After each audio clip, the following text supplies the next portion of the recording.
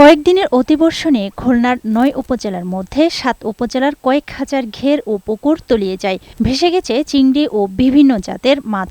জেলা মৎস্য অধিদপ্তর জানিয়েছে, বৃষ্টিতে জেলায় ৪,০০৪টি পুকুর ও খামার এবং ২৯,৬৪৭টি ঘের তলিয়েছে। এতে ৯,৫৯৫ মেট্রিক টন সাদা মাছ, ১৩,১২৮ মেট্রিক টন চিংড়ি ও ৩৪৭ লাখ পোনা ভেসে গেছে।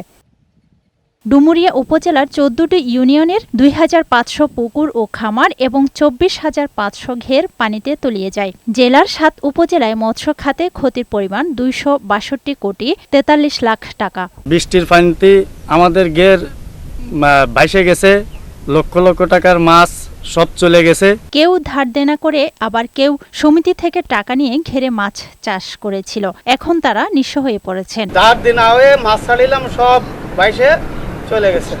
ঋণ করে আমরা মাছ ছেড়েছি, বৃষ্টির পানিতে তলিয়ে যায়, আমরা নিঃস্ব হয়ে গেছি। এখন আমাদের মরে যাওয়া ছাড়া আর কোনো উপায় নাই।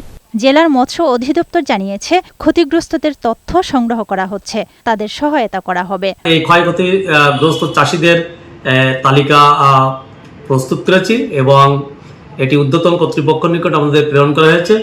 আমরা আশা রাখি এখান থেকে আমাদের চিংড়ির চাষিদের উপকারের জন্য কিছু আমাদের আর্থিক সহায়তা আমরা পেতে পারি। ডেস্ক রিপোর্ট, বৈশাখী সংবাদ।